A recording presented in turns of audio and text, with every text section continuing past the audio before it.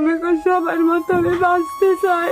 বিছানায় শুয়ে অঝরে কাঁদছেন ২৬ বছরের গৃহবধূ পুতুল। পাশে নির্বাক চোখে তাকিয়ে আছে তার দুই ছোট সন্তান। মায়ের এমন কষ্ট দেখে তারা বুঝে উঠতে পারছে না কিভাবে বাঁচাবে মাকে।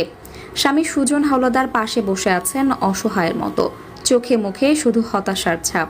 কান্নাজড়িত কণ্ঠে পুতুল বলছেন, আপনাদের সবার মতো আমিও বাঁচতে চাই, আমাকে বাঁচান, আমাকে সাহায্য করুন।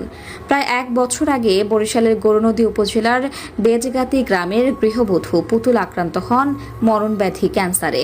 সব পরিবারের মতো সুখেই চলছিল তার সংসার। হঠাৎ করেই নেমে আসে জীবনের ভয়াবহ কালো অধ্যায়, ধরা পড়ে মরণব্যাধি ক্যান্সার। পুতুলের স্বামী সুজন পেশায় একজন ভ্যান চালক। স্ত্রীকে বাঁচাতে চিকিৎসার জন্য নিজের সব সম্পদ বিক্রি করেছেন ধার দেনাও।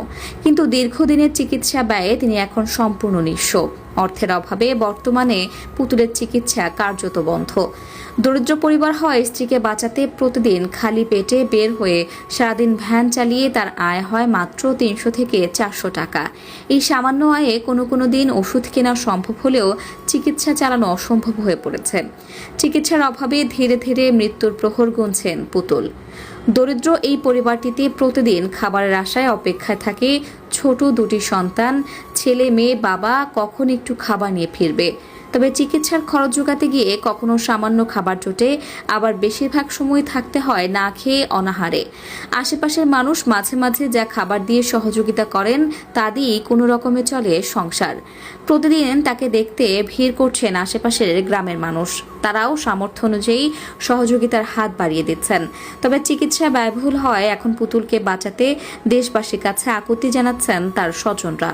পুতুলকে বাঁচাতে হলে বিদেশে উন্নত চিকিৎসা প্রয়োজন। এতে আনুমানিক ২০ লাখ টাকা লাগবে বলে জানিয়েছেন তারা। আমার আজকে ১ বছর যাবৎ ক্যান্সার ধরা পড়ছে। আমার যা ছিল সব বিক্রি করে ডাক্তার দেখাইছি। ৬টা কেমো দিছি, আরো ৬টা কেমো লাগবে।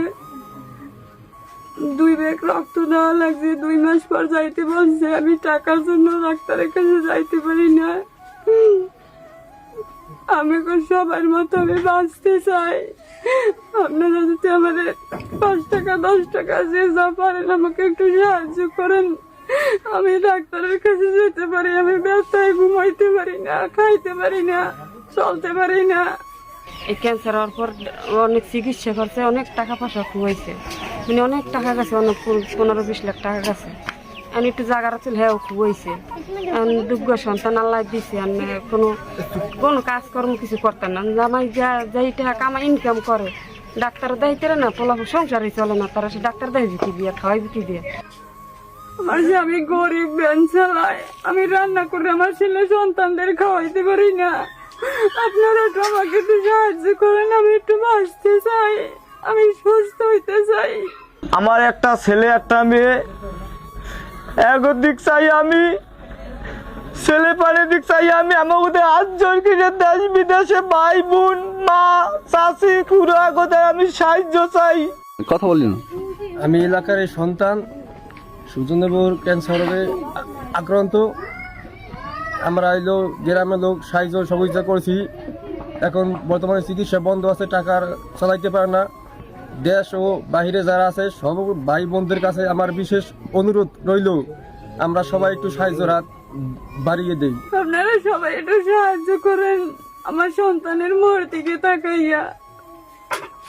আমি আর পারি না, আমি অসুস্থ, অনেক অসুস্থ। আমি হাঁটতে চলতেও পারি না, এখন আর ডাক্তারের কাছে যেতে পারি না এই টাকার জন্য।